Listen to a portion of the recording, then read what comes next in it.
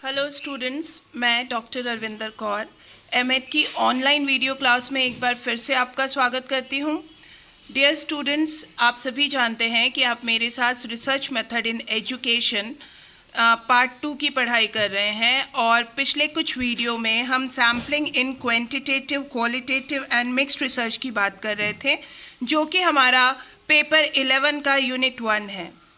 और पिछले वीडियो में हम ऑलरेडी देख चुके हैं कि रिप्रेजेंटेटिव और बाइस्ड सैंपल क्या होते हैं। ये आपने पिछले वीडियो में देखा था। आई होप आपको याद होगा कि हम लोगों ने बाइस्ड सैंपल और रिप्रेजेंटेटिव सैंपल के बारे में पिछले वीडियो में देखा था। आज का हमारा टॉपिक है सैम्पलिंग टेक्निक। सैम्पलिंग टेक्निक यानी कि न्यायाधीश लेने की तकनीक। हम आज ये देखेंगे कि हम सैम्पलिंग किस तरह से लेते हैं, सैम्पलिंग टेक्निक्स क्या होती है और सैम्पलिंग टेक्निक्स के क्या क्या टाइप्स होते हैं। तो डियर स्टूडेंट, चलिए स्टार्ट करते हैं सैम्पलिंग टेक्निक। सैम्पलिंग टेक्निक को दो पार्ट्स में डिवाइड किया जाता है। सबसे पहला probability sampling and non probability sampling. Dear students, आपको याद होगा कि मैंने आपको प्रोबेबिलिटी सैम्पलिंग और नॉन प्रोबेबिलिटी सैम्पलिंग के बारे में थोड़ा सा पहले बता रखा है, लेकिन आज हम लोग इसको क्लियरली जानने की कोशिश करेंगे कि सैम्पलिंग टेक्निक में प्रोबेबिलिटी सैम्पलिंग और नॉन प्रोबेबिलिटी सैम्पलिंग क्या होती है। चूंकि ये पार्ट काफ़ी बड़ा है, इसीलिए आज के वीडियो में हम सिर्फ प्रोबेबिलिटी सैम्पलिंग और टाइप्स ऑफ प्रोबेबिलिटी सैम्पलिंग को कवर करेंगे। ये मैंने एक चार्ट बनाई है और इस चार्ट से आप देख सकते हैं क्लासिफिकेशन ऑफ सैम्पलिंग टेक्निक, मतलब हम सैम्पलिंग टेक्निक को किस तरह से क्लासिफाइड करेंगे। तो सैम्पलिंग टेक्निक को दो पार्ट में क्लासिफाइड किया गया है। सबसे पहला प्रोबेबिलिटी सैम्पलिंग टेक्निक और दूसरा है नॉन प्रोबेबिलिटी सैम्पलिंग टेक्निक। आपके सिलेबस के अनुसार हम सारे टाइप्स पढ़ेंगे, लेकिन जो मेन टाइप्स होते हैं वो पहले मैं आपको बता दूं। सबसे पहले प्रोबेबिलिटी सैम्पलिंग टेक्निक में देखिए नीचे में simple random sampling, systematic sampling, stratified sampling, cluster sampling, और जो नॉन प्रोबेबिलिटी सैम्पलिंग होती है उसमें convenience sampling, judgement sampling, quota sampling, snowball sampling, judgement sampling को ही हम लोग पर्पसिव सैम्पलिंग को भी बोल सकते हैं। तो चलिए आइए आज हम लोग स्टार्ट करेंगे probability sampling technique. Probability sampling technique क्या होती है? प्रोबेबिलिटी सैम्पलिंग टेक्निक का मतलब होता है a sampling procedure in which each element of the population has a fixed probabilistic chance of being selected for the sample. Probability sampling technique का simple सा मतलब यही होता है कि जहाँ पे हमारे जितने भी एलिमेंट्स हैं उनके पास इक्वल चांसेस होते हैं टू गेट सेलेक्टेड। इसको आप हिंदी में इस तरह से समझ सकते हैं कि एक न्यायाधीश प्रक्रिया जिसमें पॉपुलेशन के हर एक एलिमेंट को चुने जाने के लिए एक निश्चित संभावना होती है कि उसमें से कोई भी एलिमेंट को चुना जा सकता है। कोई भी एलिमेंट जो है वो हमारे सैंपल का हिस्सा हो सकता है, उसको हम लोग प्रोबेबिलिटी सैम्पलिंग कहते हैं। आइए हम टाइप्स ऑफ प्रोबेबिलिटी सैम्पलिंग की बात करें। टाइप ऑफ प्रोबेबिलिटी सैम्पलिंग आप इस तरह से समझ सकते हैं कि हम लोग टाइप्स ऑफ प्रोबेबिलिटी सैम्पलिंग को 4 भागों में विभाजित करते हैं। सबसे पहला है सिंपल रैंडम प्रोबेबिलिटी सैम्पलिंग, दूसरा होता है सिस्टमैटिक सैम्पलिंग, तीसरा होता है स्ट्रैटिफाइड सैम्पलिंग और चौथा होता है क्लस्टर सैम्पलिंग। इसको आप हिंदी में सरल, यादृच्छिक, व्यवस्थित, स्तरकृत और क्लस्टर न्यायाधीश भी कह सकते हैं। तो ये हमारे टाइप्स ऑफ प्रोबेबिलिटी सैम्पलिंग है। टाइप्स ऑफ प्रोबेबिलिटी सैम्पलिंग को हम लोग 4 भागों में विभाजित करते हैं: simple random, systematic, stratified and cluster. तो आइए एक एक करके हम ये चारों टाइप्स को जानने की कोशिश करते हैं। सबसे पहले हम जानने की कोशिश करते हैं simple random sampling. Simple random sampling क्या होती है? Dear student, simple random sampling का मतलब होता है a probability sample in which every member of the study population has been given an equal chance of selection.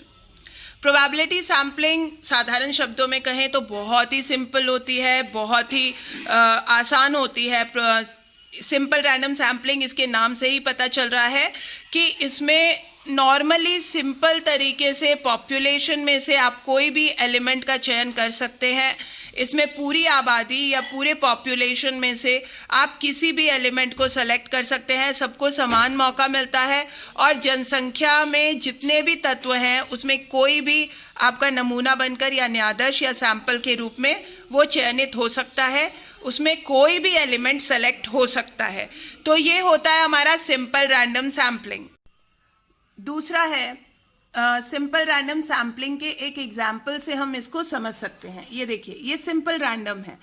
इसमें हालांकि जो पॉपुलेशन है वो ABCD में है, लेकिन इसका जो सैम्पलिंग लेने का तरीका है उसमें सिंपल रैंडम तरीका है। सिंपल रैंडम में कोई भी एलिमेंट सेलेक्ट हो सकता है। देखिए, इसमें से कोई भी एलिमेंट को सेलेक्ट कर लिया गया है, वो भले ही A से है, B से है, C से है, लेकिन D से नहीं है। कहने का मतलब ये है कि ये 4 है और हमने 4 सेलेक्ट किए हैं, 4 यूनिट है और हमने 4 ही सैंपल सेलेक्ट किए हैं, और ये 4 सैंपल कहीं से भी हमने सेलेक्ट कर लिया है। तो ये हमारी होती है सिंपल रैंडम सैम्पलिंग। और इसको इस प्रकार से एक बार फिर से समझ लीजिए, a probability sampling technique in which each element in the population has a known and equal probability of selection। इसमें जितने भी एलिमेंट हैं सभी के पास इक्वल चांसेस हैं of being selected. Every element is selected independently. कोई भी एलिमेंट जो सेलेक्ट होता है वो इंडिपेंडेंटली सेलेक्ट होता है of every other element, and the sample is drawn by a random procedure from a sampling frame. तो आप किसी भी रैंडम प्रोसीजर से वो सैंपल निकालते हैं, उसमें किसी भी तरह के कोई रूल नहीं होता, कोई हार्ड एंड फास्ट टेक्निक नहीं होती। तो आप टोटल पॉपुलेशन में से कोई भी सैंपल निकाल लेते हैं, तो उसे हम सिंपल रैंडम सैम्पलिंग कहते हैं। चलिए, अब हम जानते हैं सिस्टमैटिक सैम्पलिंग। सिस्टमैटिक सैम्पलिंग क्या होता है? तो डियर स्टूडेंट, सिस्टमैटिक सैम्पलिंग का मतलब होता है जब हम एक सिस्टम बना करके किसी भी तरह की सैम्पलिंग लेते हैं तो हम उसे सिस्टमैटिक सैम्पलिंग कहते हैं। A probability sampling technique in which the sample is chosen by selecting a random starting point, then picking every ith element in the succession from the sampling frame। कहने का मतलब ये है कि एक एग्जाम्पल से मैं आपको समझाने की कोशिश करती हूँ कि अगर मान लीजिए कि एक क्लास में 40 स्टूडेंट हैं, 40 स्टूडेंट हैं और जो 40 स्टूडेंट एक क्लास में बैठे हुए हैं उसमें 10 रोज है। 10 रोज में 4-4 स्टूडेंट हर एक रो में बैठे हुए हैं। तो 10 रोज में 4-4 स्टूडेंट हर एक रो में बैठे हुए हैं। तो सिस्टमैटिक सैम्पलिंग जब हम लेंगे तो हम क्या करेंगे कि हर एक रो में से एक स्टूडेंट लेंगे, तो वो हमारा हो जाएगा सिस्टमैटिक सैम्पलिंग। मतलब हमने हर एक रो में से एक स्टूडेंट लिया, तो 10 स्टूडेंट का सैंपल हमने ले लिया। टोटल स्टूडेंट 40 हैं, 10 रोज हैं और 4-4 स्टूडेंट हर एक रोज में है। तो हम क्या करेंगे कि हर एक रो में से एक एक स्टूडेंट लेंगे, तो वो हम सिस्टम से सैंपल उठा रहे हैं, सिस्टम से सैम्पलिंग कर रहे हैं और वो रैंडमली कर रहे हैं, इसीलिए वो हो जाएगी सिस्टमैटिक रैंडम सैम्पलिंग। कहने का मतलब ये है कि एक ऐसा सैंपल लेना जिसमें कि हम हर एक एस्पेक्ट को एक सिस्टम बना करके हर एक एस्पेक्ट को, हर एक एलिमेंट को हम अपने सैंपल में लाने की कोशिश करते हैं, तो वो हमारा हो जाता है सिस्टमैटिक सैम्पलिंग। जैसे कि मैं आपको बता चुकी हूं कि सिस्टमैटिक सैम्पलिंग का मतलब ये होता है कि एग्जाम्पल मैंने आपको दिया कि एक क्लास में 40 स्टूडेंट हैं और वो किस तरीके से बैठे हुए हैं, 10 रोज में 4-4 स्टूडेंट करके बैठे हुए हैं। तो हम हर एक रो में से एक स्टूडेंट लेंगे और 10 स्टूडेंट का सैंपल लेंगे, तो वो हमारी हो जाएगी सिस्टमैटिक सैम्पलिंग। उसके बाद आइए देखते हैं स्ट्रैटिफाइड सैम्पलिंग। स्ट्रैटिफाइड सैम्पलिंग क्या होती है? स्ट्रैटिफाइड सैम्पलिंग का मतलब होता है a probability sampling technique that uses a 2-step process to partition the population into subpopulation or strata. Elements are selected from each stratum by a random procedure. देखिए, इसमें हम क्या करते हैं, स्ट्रैटिफाइड सैम्पलिंग में हम क्या करते हैं कि हम जो हमारी टोटल पॉपुलेशन है ना उसको कुछ स्ट्राटास में डिवाइड कर देते हैं, मतलब उसको कुछ सब पॉपुलेशन में डिवाइड कर देते हैं। और सब पॉपुलेशन में डिवाइड करने के बाद, सब पॉपुलेशन मतलब ग्रुप्स हो गया, हम उसको कुछ ग्रुप्स में या स्ट्राटा में डिवाइड कर देते हैं, और डिवाइड करने के बाद हर एक स्ट्राटा से हम रैंडमली अपने एलिमेंट को, अपने यूनिट को सेलेक्ट करते हैं, उसे हम स्ट्राटिफाइड सैम्पलिंग कहते हैं। कहने का मतलब ये है कि हमने टोटल पॉपुलेशन को अलग अलग सब डिवीजन में डिवाइड कर दिया, पूरी आबादी को उप विभाजन या स्ट्रेट में सब डिवीजन में डिवाइड कर दिया, और 2 चरणों में सबसे पहले हम पॉपुलेशन को डिवाइड करेंगे अलग अलग स्ट्राटा में, और पहले चरण में हम क्या करेंगे कि अलग अलग स्ट्राटा में सभी पॉपुलेशन को डिवाइड करेंगे, और दूसरे चरण में, दूसरे स्टेप में हम क्या करेंगे कि हर एक स्ट्राटा से रैंडमली कुछ एलिमेंट सेलेक्ट कर लेंगे, तो वो हमारी हो जाएगी स्ट्राटिफाइड सैम्पलिंग। जैसे सपोज कीजिए कि अगर हमें पूरे कंट्री में से कोविड केसेस निकालने हैं, अगर मैं अभी का ही एग्जांपल लूँ कोविड केसेस का, तो कोविड केसेस निकालने के लिए हम लोग क्या करते हैं कि इंडिया में कोविड केसेस निकालने हैं, तो हमने उसमें अलग अलग स्ट्राटा बना दिए हैं, मतलब हर एक स्टेट बना दिए हैं कि इस स्टेट से कितना है, इस स्टेट से कितना है, इस स्टेट से कितना है, तो हर एक स्टेट, झारखंड से इतने हैं, महाराष्ट्र से इतने हैं, यूपी से इतने हैं, तो ऐसा करके टोटल पॉपुलेशन क्या होता है, टोटल पॉपुलेशन मतलब टोटल इंडिया में केसेस कितने हुए, और स्ट्राटिफाइड को हम ऐसे समझ सकते हैं कि यूपी के कितने हैं, झारखंड के कितने हैं, महाराष्ट्र के कितने हैं, तो ये जो तरीका होता है इसे हम स्ट्राटिफाइड सैम्पलिंग कहते हैं। आई होप कि ये आप समझ गए होंगे बहुत ईजिली। देखिए, इसको इस एग्जाम्पल से भी मैं आपको समझा सकती हूँ। जैसे पहले मैंने आपको एक एग्जाम्पल दिया था कि इसको हमने पॉपुलेशन को 4 ग्रुप बने हुए हैं, 4 तरह की पॉपुलेशन है, A B C D, और इसमें स्ट्राटिफाइड सैम्पलिंग में हमने क्या किया कि A में से एक सैंपल लिया, B में से एक लिया, C में से एक लिया, D में से एक लिया, और जो हमने चारों के सैंपल लिए हैं ना, वो एक ही लाइन में, एक ही सीक्वेंस में नहीं है, वो अलग अलग है, मतलब कहीं से भी हमने वो सैंपल लिया है और वो एक दूसरे को कोरिलेट नहीं करता।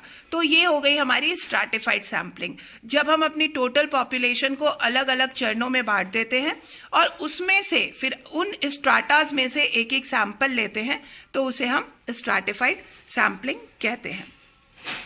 अब देखिए क्लस्टर सैम्पलिंग। क्लस्टर सैम्पलिंग क्या होती है? स्ट्राटिफाइड और क्लस्टर सैम्पलिंग में बहुत ज़्यादा अंतर नहीं है, लेकिन क्लस्टर सैम्पलिंग को आप इस प्रकार से समझ सकते हैं, जब हमारी जो टारगेटेड पॉपुलेशन होती है उसको हम लोग म्यूचुअली एक्सक्लूसिव या कलेक्टिवली एग्जॉस्टिव सब पॉपुलेशन में बांटते हैं, तो वो हमारे क्लस्टर हो जाते हैं। Then a random sample of cluster is selected based on the probability sampling technique such as simple random sampling. For each selected cluster, either all the elements are included in the sample or sample of element is drawn probabilistically.